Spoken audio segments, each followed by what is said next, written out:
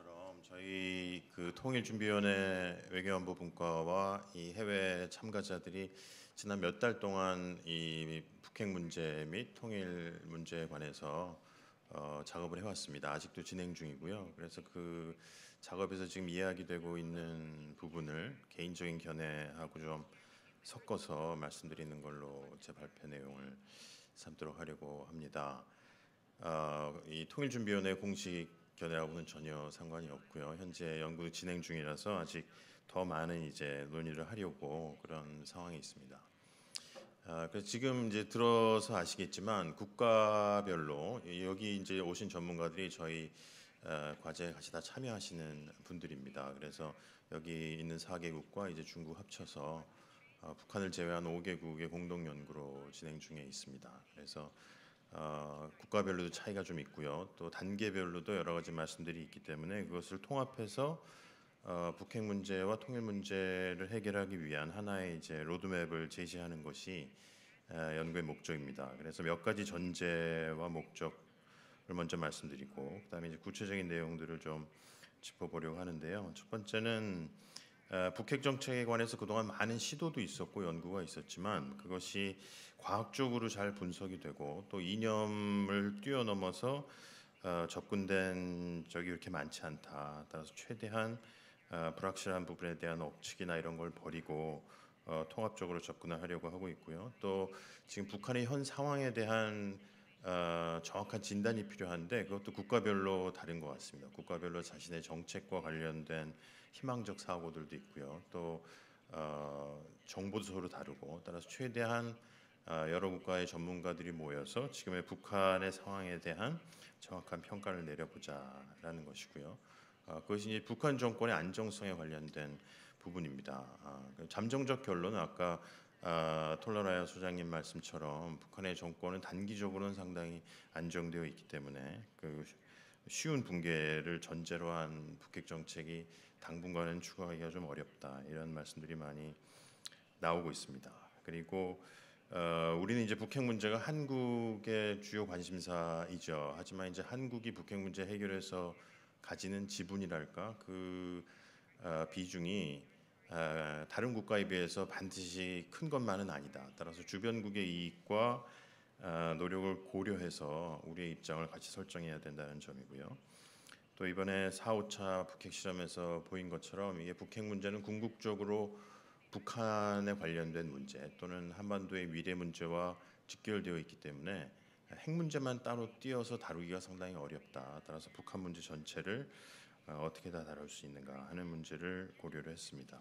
그리고 그렇게 보면 이제 기존에 얘기해왔던 뭐 보수와 진보의 대립이라든지 또 전략적 인내 정책의 지속 가능성 이런 걸 좀 넘어서는 정책이 필요하다는 말씀들이 상당히 많이 나왔고요. 그런 면에서 복합적인 어프로치가 필요하다는 점이고 그것의 구성 요소들은 지금 앞에서도 다 말씀하신 것처럼 우선은 경제적 또는 외교적 정치적인 형태의 제재 또는 압박이 첫 번째 중요한 부분이고요. 두 번째는 군사적인 억제와 방어 파트입니다. 그리고 세 번째는 북한과의 교섭 또는 외교 시그널링 이런 게 세 번째 파트고요. 네 번째는 이제 어떻게 하면 북한을 장기적으로 정상화된 국가로 만들 것인가에 관한 따라서 북한의 구조적인 변화에 관한 부분이 중요한 파트가 돼서 크게 네 가지 정도의 구성 요소이고 그걸 어떤 식으로 이제 시퀀싱으로 엮어가서 궁극적으로 비핵화를 이루어낼 것이냐 하는 게 이제 가장 중요한 내용이 되겠습니다. 그래서 목적은 모든 주변 국가의 정부나 전문가들이 다 북한의 비핵화가 궁극적인 목적이고 북한을 그 핵무기 국가로 인정하지 않는다는 게 정책 기조입니다. 그리고 북한의 혹시 급변 사태에 대해서 대비는 하되 그걸 가정해서 정책을 세우지는 않기 때문에 따라서 북한의 정상화와 점진적이고 평화적인 통일을 추구하는 것이 가장 중요한 목적이다라는 것을 이제 전제로 해서 좀 더 구체적인 몇 가지를 말씀드리도록 하겠습니다. 첫 번째는 이제 제재와 억제 파트인데요.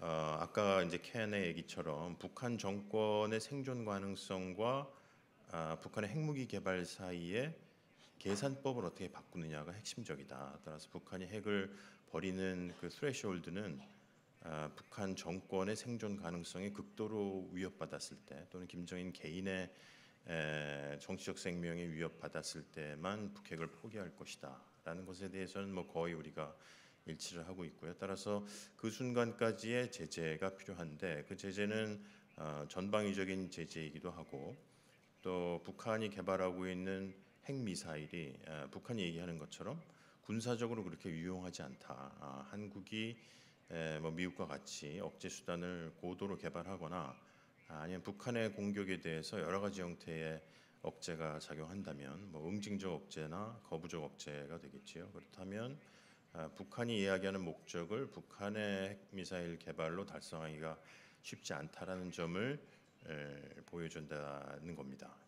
문제는 그 같은 목적을 위해서 주변국이 다 협력을 해야 되는데 궁극적으로는 이제 중국이 갖고 있는 수단을 어떻게 하면은 철저하게 같은 마음으로 사용하도록 할 것이냐라는 점이죠. 따라서 이번 이제 미 대선 결과도 그렇지만 미중 간의 관계, 지정학적인 관계, 또 한미중 간의 북핵에 대한 의견 일치가 굉장히 중요한데 그러려면 북한에 대한 압박이 북한의 정권에 대한 상당한 압박으로 이어지도록 중국과의 전략적 협력이 필요하다. 문제는 이제 그것이 중국이 염려하는 바대로 북한의 정권 붕괴를 지향하지 않는다는 점에 대한 상당한 수준의 상호 이해가 필요하다는 거죠. 그게 쉽지 않다는 겁니다. 그리고 그 문제가 이제 미중 간의 지정학 이슈하고 얽혀 있기 때문에 그 문제를 어떻게 푸느냐 하는 문제고요. 그런 면에서 앞서 스카시나 해거드 교수님께서 미국의 신행정부와 중국 사이에 북핵 문제에 대한 사전 협의들이 필요하다라는 이야기를 많이 했고요. 그렇게 됐을 때 북한이 아까 톨러라이 선생님 말씀처럼 언제든지 협상 테이블로 올 수는 있지만 그게 비핵화 협상이어야 되려면 그 전에 상당한 수준의 제재와 압박이 효과를 거두어야 된다라는 게 첫 번째 말씀이 되겠습니다. 두 번째는 비핵화를 전제로 협상 테이블에 왔을 때 그 협상은 이제 비핵화 협상과 평화체제 협상의 병행 협상이 되겠죠. 그것은 한국도 오래 전부터 이야기를 해왔고, 뭐 이번에 중국이 2월서부터 또 다시 다른 개념으로 이야기를 하고 있지만 결국은 북한의 비핵화와 한반도의 평화체제 정착이 동시에 이루어져야 된다. 문제는 그 협상, 비핵화 협상의 시작은 동결 협상이 될 수밖에 없을 겁니다. 그래서 지금 미국과 중국, 러시아는 물론이고요. 상당한 국가들이 동결 협상에 대한 가능성을 타진하고 있습니다. 한국은 그거보다는 훨씬 더 제재와 압박 중심이기는 합니다만 따라서 동결 협상의 문제는 우리가 과거에도 몇 번 동결 협상이 있었습니다. 문제는 동결된 이후에 북한이 경제적 외교적 이익을 얻고 다시 동결 협상을 파기하는 것이죠. 따라서 그 파기에 따르는 비용을 높이기 위한 사전 작업이 필요하다. 따라서 그러려면 비핵화 협상 테이블로 돌아왔을 때 경제 제재가 무효화돼서는 안 된다. 따라서 비핵화가 상당 수준으로 동결 협상을 통해서 진행될 때까지는 주변국의 압박 수단이 유지돼야 되는데 그것은 비핵화의 목적에 동의한다면 중국도 같이 할 수 있는 부분이라고 생각됩니다. 따라서 비핵화 협상은 굉장히 길고 지난한 과정일 텐데 그것을 위해서 기존의 북한이 해왔던 그 동결협상 파기의 가능성에 대비하기 위해서는 그 전에 이제 상당한 수준의 합의가 필요하다는 것이지요. 두 번째 이제 그 복합 전략의 세 번째 파트가 이제 평화체제 협상인데요. 평화체제는 뭐 우리가 다 원하는 것처럼 한반도의 군사적 긴장이 완화돼서 상원의 신뢰 구축이 이루어지고 궁극적으로는 평화협정이 다자간에 이루어지는 것을 원하는 것입니다. 문제는 북한의 경우는 계속 미국의 대북적 대시 정책을 주장하고 있기 때문에 북한이 핵무기 국가가 된 이후의 평화협정의 협상은 단순히 핵 프로그램을 가지고 있을 때의 협상과 다른 양상을 띠게 될 것이다. 따라서 북한은 뭐 이미 핵 군축 협상이라고 명명을 해놓은 바 있기 때문에 따라서 우리는 핵 군축 협상으로 받아들이기가 어렵다 사실. 따라서 북한이 비핵화를 전제로 한반도의 군사적 신뢰 구축을 추진하는 평화협상으로 갈 수 있도록 평화협상으로 가야 되는데 그러려면 평화 체제에 대한 상당히 디테일한 시퀀싱을 미리 준비를 해놔야 된다는 것이죠. 근데 한국은 전술상으로 지금 압박과 제재 중심으로 가고는 있지만 또 한국의 의사와는 좀 달리 협상 국면으로 갈 경우에 그것을 어떻게 대비해야 되는지에 대한 노력을 할 필요가 있다.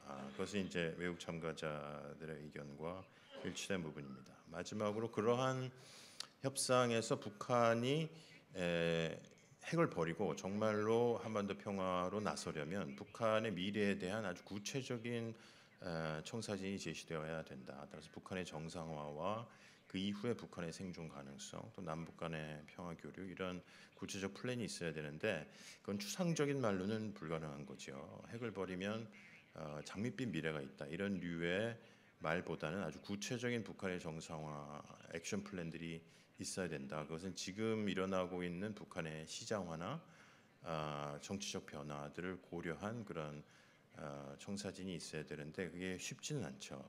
하지만 북한의 정권 붕괴를 유도한다기보다는 북한이 비핵화된 정상화 국가로 나설 수 있는 한국과 국제사회의 도움이 전제돼 있다는 것을 보여주는 그런 네 번째 파트의 노력들이 합쳐질 때 그럴 때 복합 전략이 어느 정도 완성될 수 있다는 점이고요. 그것이 이런 로드맵으로 꼭 될 것이라고 뭐 생각할 수는 없습니다. 이게 계획이기 때문에 어느 정도는 뭐 나이브하고 이상적인 부분이 포함되어 있습니다만 하지만 기본 컨셉이 좀 더 광범위하게 짜여지면 그것을 단계별로 추구해 갈 수 있는 여지가 있다 이렇게 생각을 해서 그런 내용으로 지금 마련이 되고 있습니다. 이상입니다.